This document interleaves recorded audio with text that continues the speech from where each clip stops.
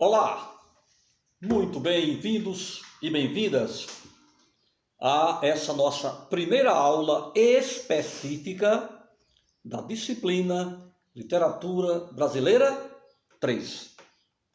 A partir de agora, desmembramos as duas disciplinas, a portuguesa brasileira, e cada uma vai seguir seu rumo. Para começar, eu queria apresentar o assunto, a pauta dessa nossa aula.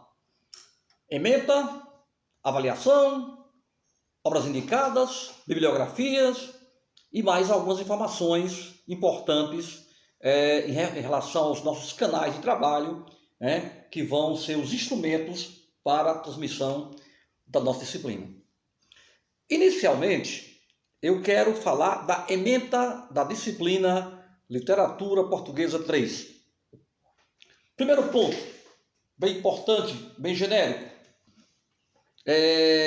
O contexto sociocultural e histórico dessa produção brasileira entre o final do século XIX e o início do século XX, antecedendo em 10 anos a Semana de Arte Moderna.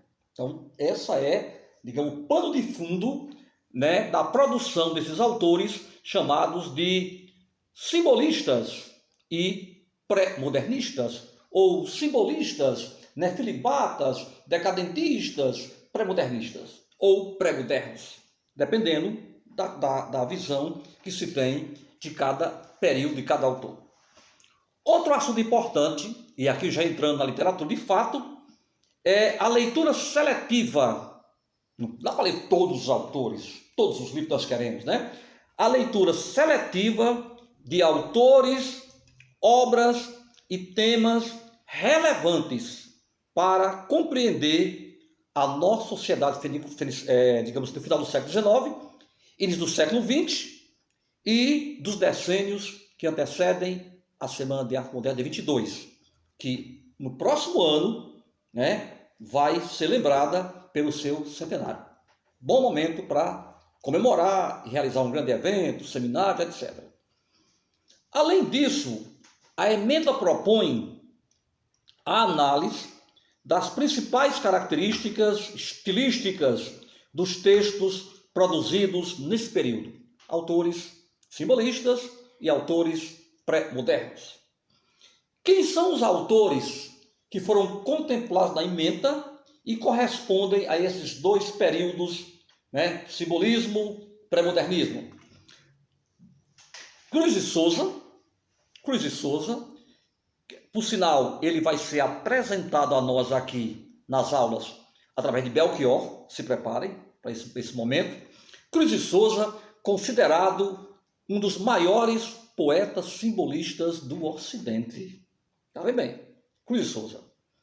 Augusto dos Anjos, provavelmente um dos poetas brasileiros mais mais conhecidos, mais lembrados, pela sua poesia realmente bem diferente do que se costumava fazer em poesia até então. Augusto dos Anjos. Monteiro Lobato, que a maioria conhece pela literatura infantil, mas no caso aqui será lembrado pelos contos como Urupês, Cidade de Mortas, contos, digamos assim, de cunho literário, não apenas infantil, como se conhece geralmente.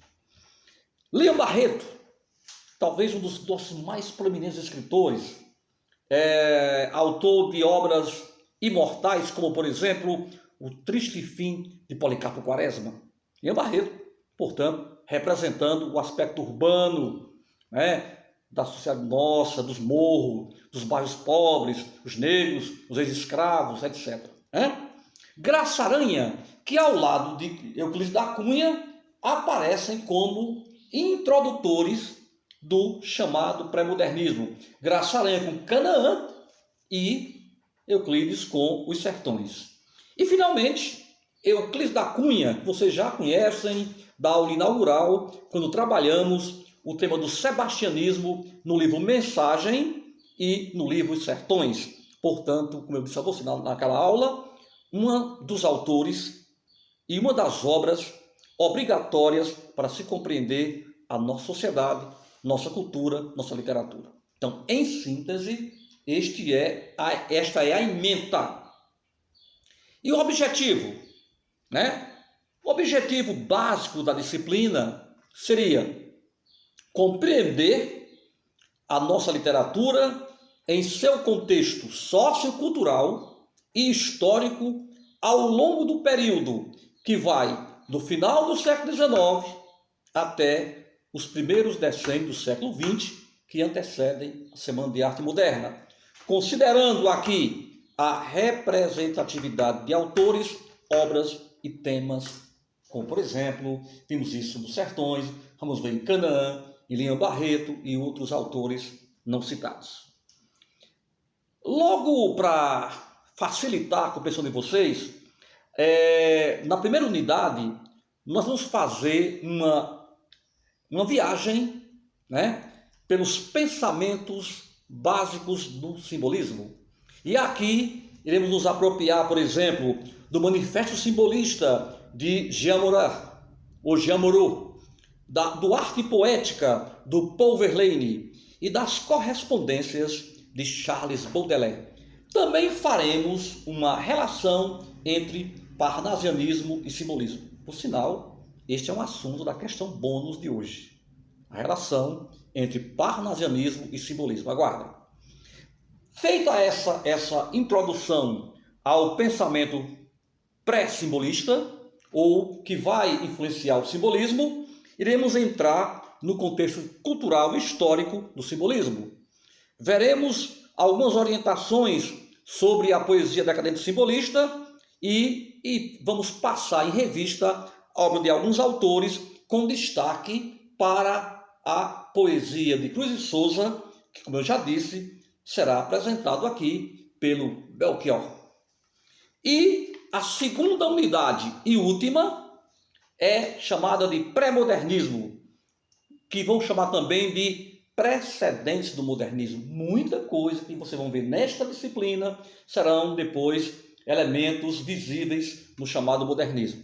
Aqui interessará o contexto sociocultural do pré-modernismo, interessa aqui a transição pré-modernismo para modernismo, aqui interessa a ficção de Euclides da Cunha, Graça Aranha, Monteiro Lobato e Lima Barreto. E ainda mais, iremos falar um pouquinho também da poesia pré-modernista, com destaque aqui para a poesia exótica, estranha, diferente do Augusto dos Anjos. E, claro, encerraremos a disciplina fazendo uma apresentação das origens do modernismo a partir dos movimentos da vanguarda europeia, que será um pré-requisito para o modernismo no próximo semestre. Eis aí, em síntese, o programa que vocês vão ver durante nossas aulas. Bom, para começar bem, é preciso alertar vocês com muita antecedência. Não deixem para fazer as leituras obrigatórias só em cima da hora. Quais são os livros que foram selecionados para leitura nessa disciplina? O primeiro vocês já conhecem, já avisamos isso na aula inaugural. O livro Os Sertões é a primeira leitura obrigatória, livro obrigatória. Então, Os Sertões corresponderá aqui à leitura do mês de setembro. E no mês de outubro, indicamos a leitura de Triste Fim de Policarpo Quaresma, do Lima Barreto. São as duas obras de envergadura que vocês vão precisar ler. Uma em setembro, outra em outubro. Mas pode começar a ler amanhã se quiser, não há problema. É só começar a ler. Ainda estou deixando como uma leitura de segundo plano um conto do Lima Barreto chamado Nova Califórnia. Nova Califórnia. É um conto. O outro é um romance. E Os Sertões é um ensaio. Os Sertões é muito mais do que um livro qualquer. É muita coisa dentro dos Sertões. E lembrando que os Sertões são 3 partes. A terra, o homem e a luta. Além dessas leituras que vocês farão em casa, teremos também 2 antologias que vocês vão receber, vou mandar para vocês. Eu selecionei os textos. 2 antologias. Uma representando a poesia simbolista de Cruz de Souza, que vocês vão, repito, vão ter a apresentação do Belchior. Né? E também vou enviar para vocês uma antologia, ou seja, alguns poemas selecionados do Augusto dos Anjos. Então, em relação à poesia, teremos uma seleção de 10 poemas em média de Cruz de Souza e 10 de Augusto dos Anjos. Então, a antologia eu vou mandar para vocês, é uma seleção do professor, mas vocês receberão isso no grupo de WhatsApp. Já os livros, procurem, veja na internet, veja se existe o audiobook, veja se existe algum arquivo para baixar, provavelmente sim, porque estão em domínio público. Então já comecem a se debruçar sobre estas obras. Estas são obras obrigatórias. Em relação àquelas obras que vocês vão precisar para ampliar o conhecimento, ou seja, as obras de referência crítica, eu vou citar aqui algumas, depois vocês vão receber também no WhatsApp. Algumas que estão aqui na disciplina, no programa. A primeira, História Concisa da Literatura Brasileira, do saudoso Alfredo Bossi. Dá para você já começar a fazer uma leitura crítica a partir do livro do Bossi.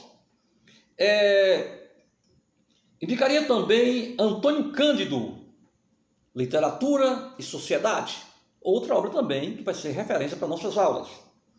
Além do Cândido e do Bossi, também eu posso filtrar aqui da relação de obras um livro chamado Iniciação à Nossa Literatura, do José Luiz Jobim, que é um livro que era usado para ensino médio, mas terminou não sendo usado no ensino médio, sendo usado na universidade.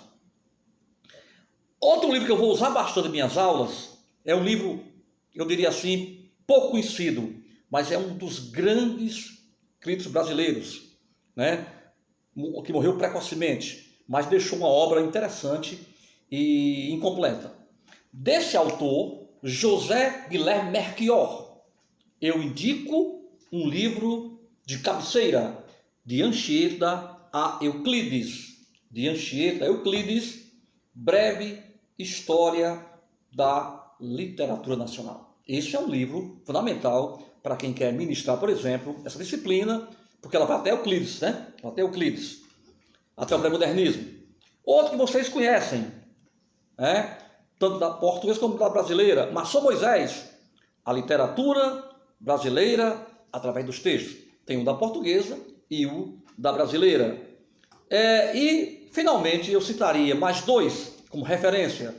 Nelson Werneck Sodré, com o seu História da Literatura Brasileira. E, finalmente, Gilberto Mendonça Teles, com um livro chamado Vanguarda Europeia e Modernismo Brasileiro. Eis, portanto, algumas obras que eu filtrei aqui no programa para referência crítica, como ampliação dos conteúdos da sala de aula ou da videoaula.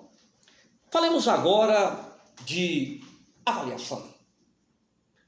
Lembrando a vocês que pelo programa,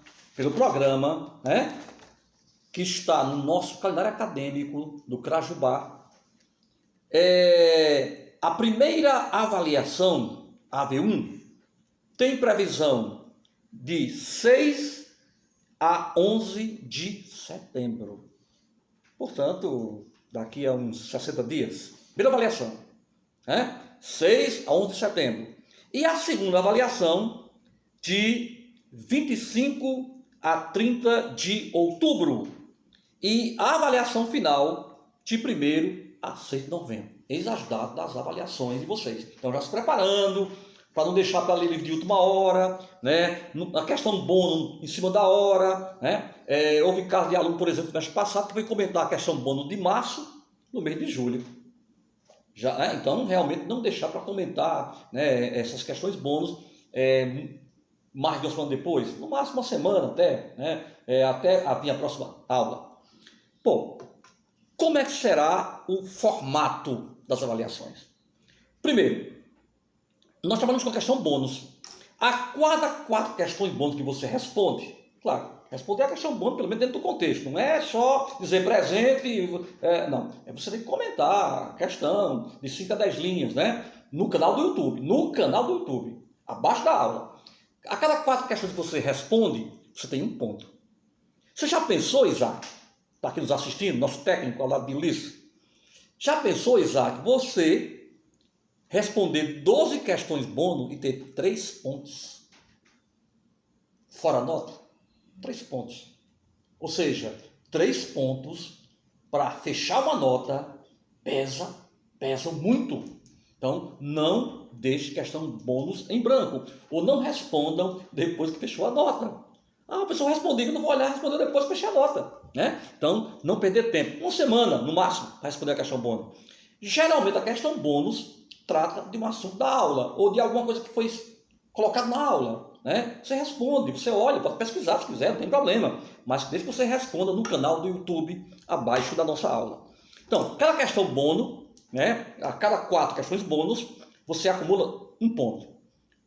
12 questões bônus que você respondeu, 3 pontos. 3 pontos para atingir a nota 7, no mínimo, está bem pertinho. Né? Com 4 na avaliação, você tem que passa. Então, não despreze a questão bônus, mas também não desconfie só nela.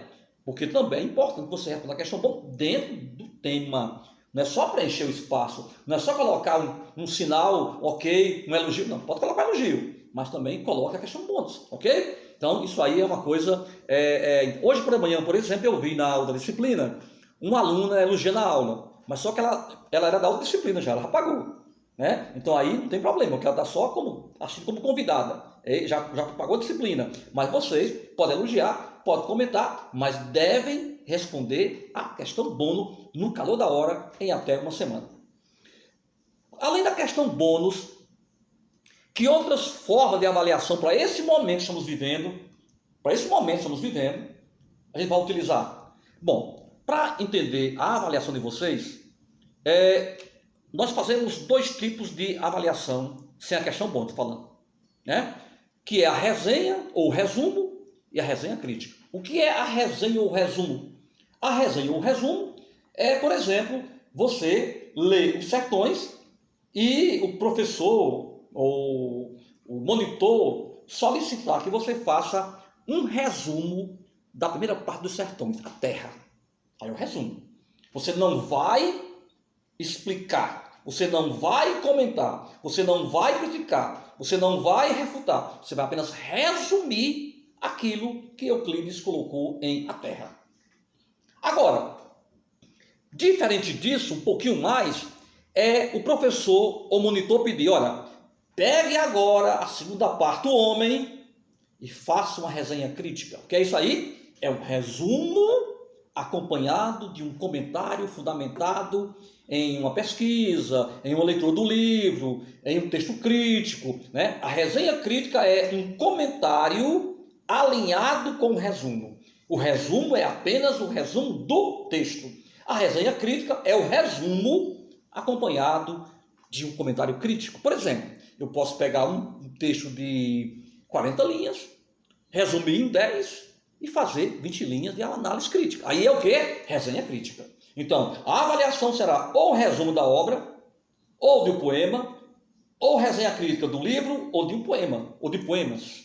Porque eu trabalhar com poesia e trabalhar com prosa, né? Lembre disso, né? Tem o simbolista, tem o Cruz de Souza, tem Augusto dos Anjos, mas tem também os prosadores, Cruz da Cunha, Monteiro Lobato, etc. Então, esses serão os formatos. Questão bônus, mais resumo e ou resenha crítica. Né? Pode ser só o resumo, pode ser o resumo e a resenha crítica. Então, isso vai depender do período, do livro, da leitura, da disposição, etc.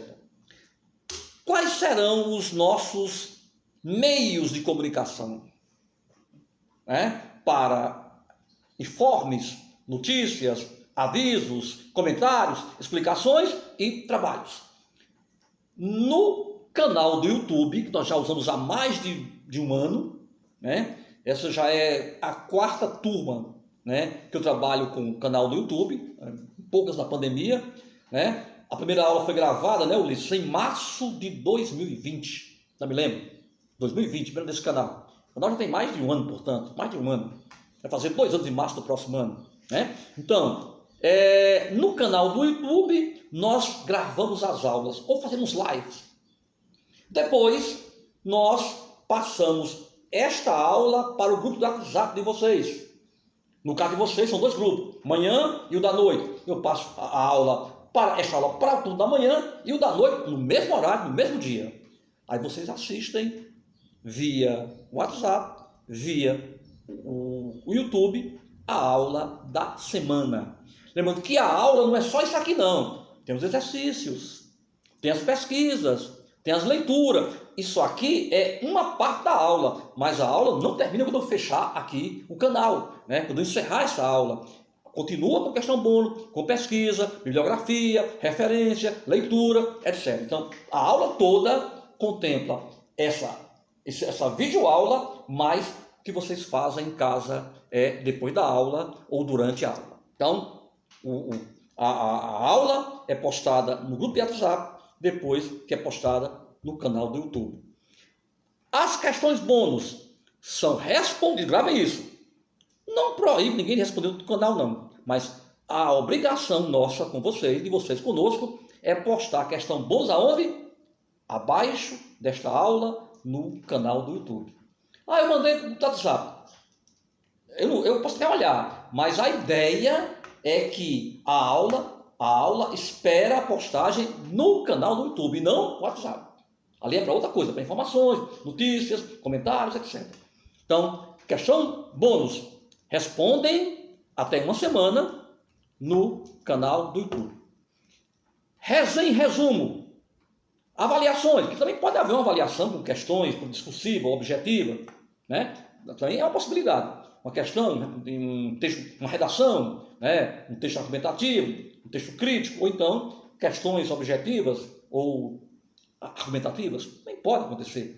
Essa parte avaliativa devem ser enviadas para o nosso e-mail, flavio.queiroz@urca.br. Você já tem, só para confirmar, flavio.queiroz@urca.br. Tudo minúsculo. Esse é o e-mail institucional. Eu uso para a URCA, esse e-mail para a URCA. Eu tenho o meu pessoal, né? Eu tenho o meu institucional, que é esse da URCA. Para quem? Para vocês, para os colegas, para o departamento, para a universidade, né? Então, esse é o canal oficial para receber as avaliações. E a postagem das notas também não será nem no canal do YouTube, nem no grupo do WhatsApp. A postagem das notas será no aluno online e no professor online, onde você vai ter lá suas frequências, onde você vai ter lá suas notas, né?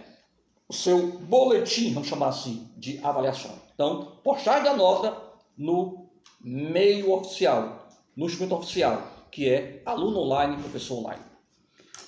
Enfim, eis aqui, em síntese, algumas coisas importantes que vocês não podem deixar de saber. Até para ajudar algum colega que fica, como é que eu assisti a aula? Eu encontro um perdido aqui na rede social. Professor, eu quero um sinal. Não tem sinal. Não tem mensagem. Você não entra no grupo do WhatsApp, eu mando para algum de vocês, porque fulano de tal, eu mando para vocês. E pede para ele incluir você no canal do WhatsApp. Então, para você até orientar algum aluno, como é essa aula? A aula é gravada para que você possa assistir a qualquer momento. Acabei de receber uma mensagem agora, antes da aula, de um aluno que dizia, professor, eu queria saber, da portuguesa, viu? Eu queria saber se eu posso comentar como clássico o romance Amor de Perdição. Pode, tranquilo. É que eu estou aqui dando uma aula particular e não estou em casa. Mas eu quando chegar em casa... Então ele está dando a aula, mas conversou comigo no WhatsApp, eu respondi a ele, ele já sabe a informação e vai poder postar isso no canal do YouTube mais tarde. Então é para isso, né? É que vocês possam informar algum colega que está perdido, que não se encontrou ainda, que confunda a portuguesa com a brasileira. É o mesmo professor, mas lá é uma disciplina, aqui é outra. No 7 é portuguesa, no 6 é brasileira, então são diferentes. A aula inaugural foi comum, né? O dialógica, intertextual, mas cada disciplina tem seu conteúdo específico, né? É bom ter essa relação com os países? Mas não confundir também que o professor é um só, mas são duas disciplinas diferentes, duas nações diferentes, ok? Bom, eu queria agora já iniciar as nossas aulas lendo um texto que eu selecionei de um dos autores que eu citei, autores críticos, para introduzir vocês no próximo assunto que nós já vamos ter na próxima aula, já de fato entrando no simbolismo. Então, eu fui lá no livro chamado História da Literatura Brasileira, de Anchieta a Euclides, do José Guilherme Melchior. E desse livro eu puxei uma espécie de prefácio, de introdução, de preâmbulo para a nossa disciplina que começa hoje. Esse texto, ele fala de um contexto histórico, científico, social, literário, que precede o pré-modernismo, mas que começa já no final do século XIX, na Europa, com o chamado decadentismo, o simbolismo, malditos, e aqui no Brasil vai desaguar no chamado pré-modernismo. Então eu diria que entre os anos de 1890 até 1920, nesse período, para a gente poder compreender simbolismo e pré-modernismo. Bom, o que é que diz Melchior sobre esse período do qual iremos tratar dentro da literatura brasileira?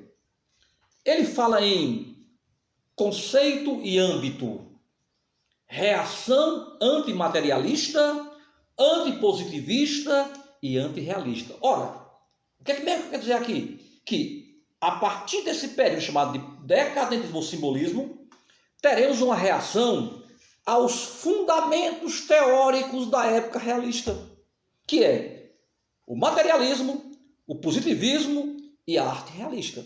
Que vocês viram isso no semestre anterior. Que vocês lembram, tanto em Portugal como no Brasil, que a ideia da ciência, do positivismo, determinismo, evolucionismo, promoveram o carnaval de que tudo agora seria possível. Deus está morto.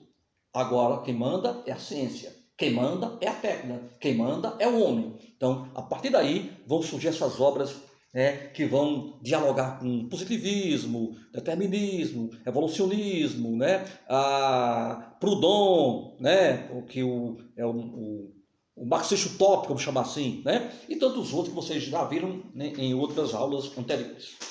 Vamos lá, vamos entrar no que diz Melchior sobre esse período de reação antimaterialista, antipositivista e antirrealista. Fala, Melchior. A ciência e a técnica, diz Melchior, permitiram ao homem do fim do século XIX um extraordinário conforto material. Telefone, motor, a explosão, microfone, fonógrafo, raio-x, cinema, telégrafo, lâmpada incandescente, etc. Basta lembrar, por exemplo, essa de Queiroz, A Cidade e as Serras, que fala um pouquinho dessa desilusão de Jacinto com a tecnologia. Diz mais Melchior, isso provocou uma enorme euforia. O espírito científico, o materialismo, o positivismo, o determinismo transformaram-se numa verdadeira religião. Eu tiro uma religião e coloco outra. Eu tiro um dogma e coloco outro. Ó máquina, orai por nós, vai dizer depois o Oswald de Andrade, lá na frente. Continua Melchior. Contudo, alguns intelectuais, olha onde vai entrar aqui a literatura. Olha onde vai entrar aqui a literatura agora. Alguns intelectuais, distanciados dessa euforia, começaram a expressar a necessidade de superar a visão racionalista e mecanicista do universo, colocando questões que transcendem a possibilidade de comprovação objetiva na busca de um modo suprarracional de conhecimento que pudesse penetrar as camadas profundas do eu e traduzir os mistérios da vida. O romantismo não aprofundou o eu, ficou na superfície. Agora, vamos querer aprofundar esse eu, né? O eu profundo e outros eus. E claro, o mistério da vida, né? Então, temas que vão calar muito a nós, em especial, por exemplo, o simbolismo, né? Ainda lendo Melchior, a oposição ao racionalismo, que é grande base da época realista, não esqueçam disso, as pretensões cientificistas e ao progresso industrial, tem como precursores alguns filósofos, como Schopenhauer e Kierkegaard, e alguns escritores e poetas, como o americano Edgar Allan Poe, Charles Baudelaire, grande poeta que se afasta dos padrões do parnasianismo do seu tempo, e um dos pais da nova poética de que serão expoentes Mallarmé, Paul Verlaine e Arthur Rimbaud. Então vocês estão vendo agora que, de repente, no meio da ciência, da filosofia e da arte, surgem vozes dissonantes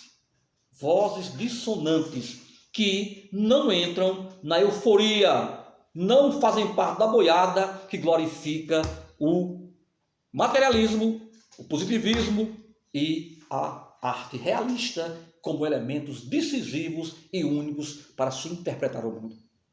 Dentro do próprio realismo, você já percebe autores na Europa, como Cesário Verde, que já não são tão precisos em cumprir esse manual realista. O próprio Machado, né? Você percebe a mudança de fase, a evolução, né? A crítica ao realismo, a crítica à ciência, né? Enfim, os grandes autores, eles não ficam numa caixinha preso. Eles, né, procuram também se libertar e fazer uma carreira, não diria independente, mas uma carreira livre de padrões únicos, precisos, fechado, como se fosse uma caixinha, ok?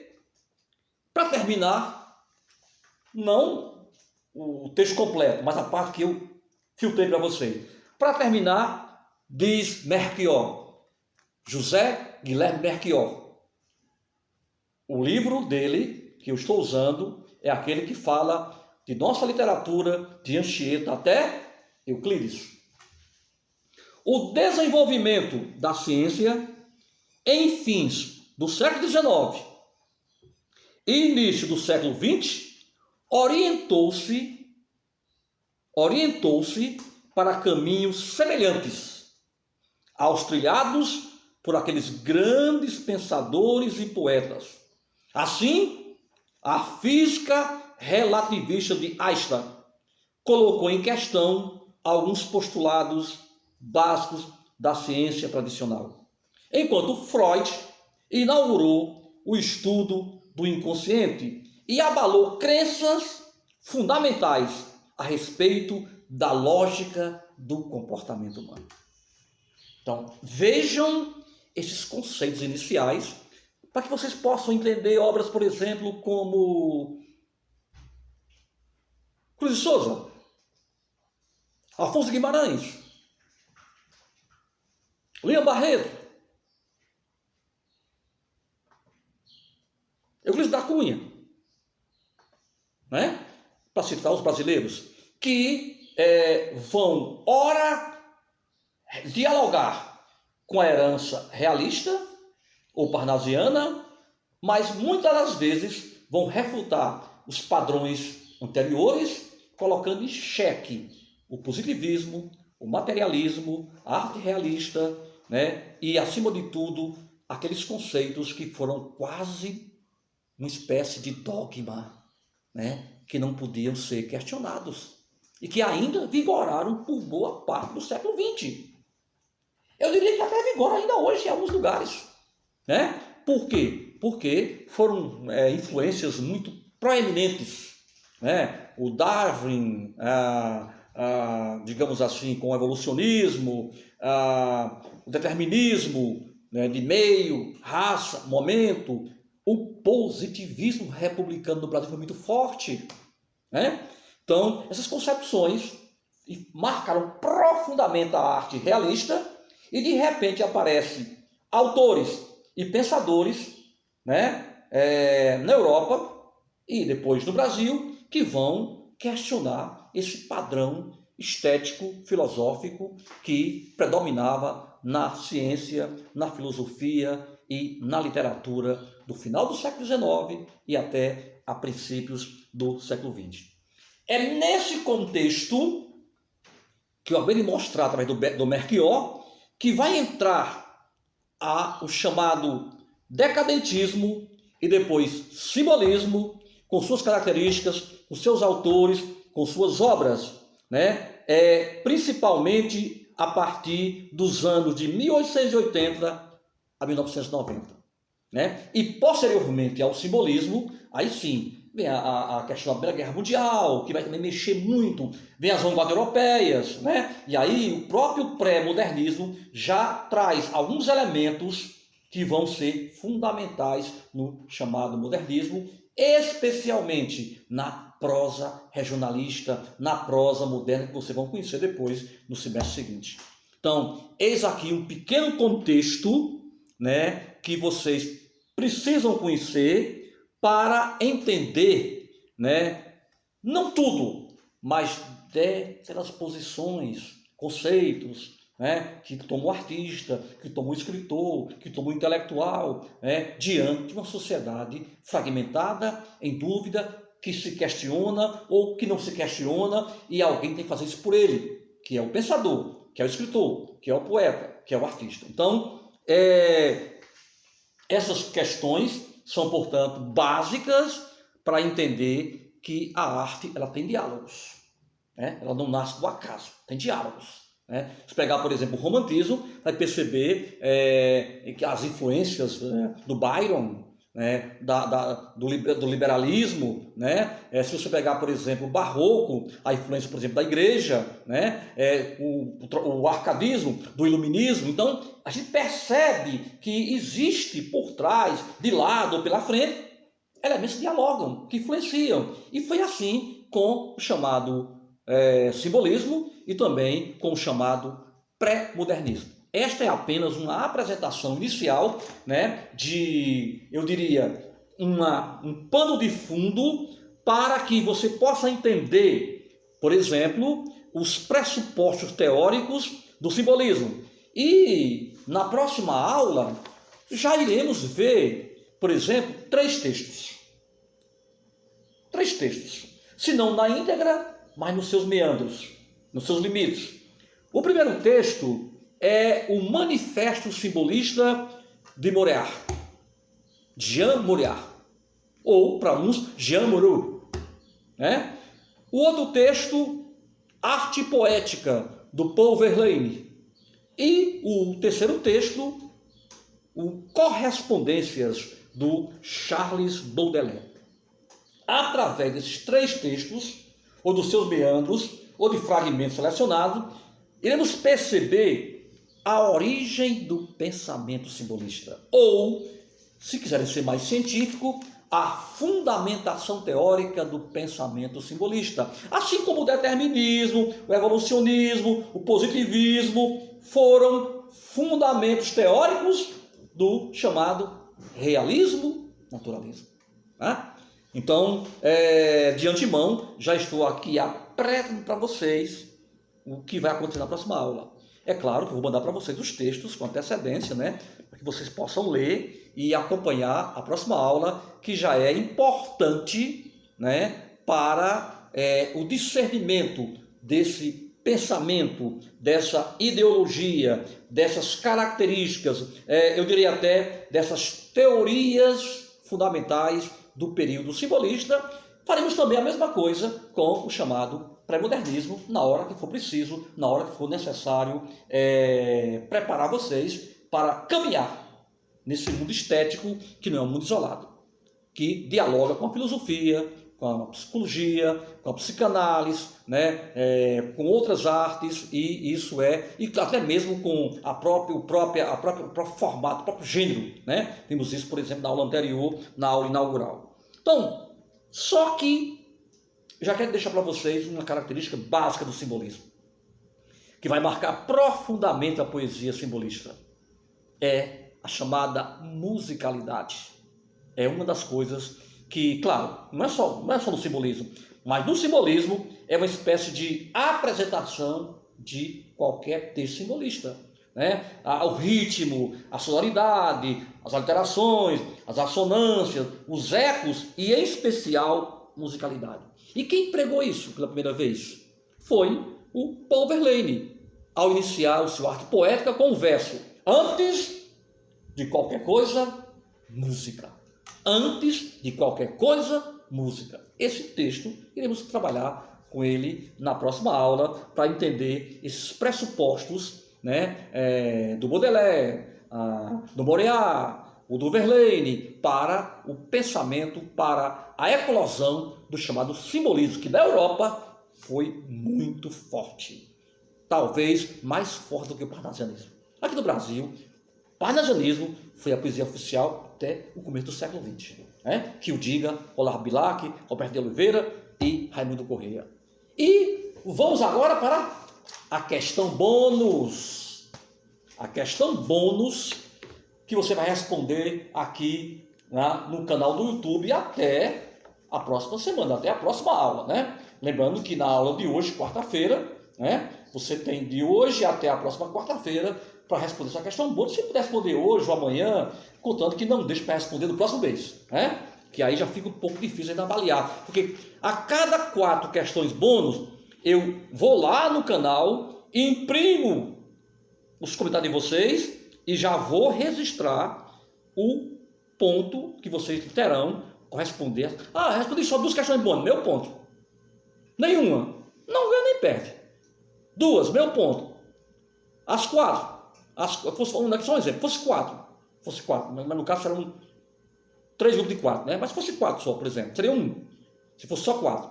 E fossem 2, meio ponto. Mas isso aí é uma questão só de se organizar, dar tranquilo. Você pode pegar essa aula de novo, rever a aula, reler os textos que eu vou dar para você e responder a questão com tranquilidade. Veja lá, essa questão eu vou colocar na descrição desta aula. Eu vou ler, mas vou colocar na descrição da aula, para que você possa depois reler, para comentar com segurança. Eu vou ler, mas vou postar na descrição. Ao encerrar essa questão bônus, eu estou pegando vocês para respondê-la. O grande mestre do simbolismo, Stefan Mallarmé, disse que os parnasianos procuravam descrever as coisas. Reparem, segundo Mallarmé, os parnasianos procuravam descrever as coisas, ao passo que o sonho está em sugeri-las e não descrever, através de um estado de espírito ou tirar delas a sugestão de um estado de espírito. Vou colocar na descrição. Questão bônus. Comente, interprete, explique, fale o que Mallarmé está dizendo aqui ao comparar o descritivismo parnasiano com a sugestão que vai ser uma característica do simbolismo. Comente, avalie, dê sua opinião, faça um comentário e poste aqui abaixo da nossa aula a partir de hoje até a próxima aula na próxima semana. A todos, muito obrigado, e eu vou mandar para vocês as referências bibliográficas, vou mandar a ementa e mais algumas informações necessárias para que vocês possam acompanhar muito bem as nossas aulas. Um abraço a todos!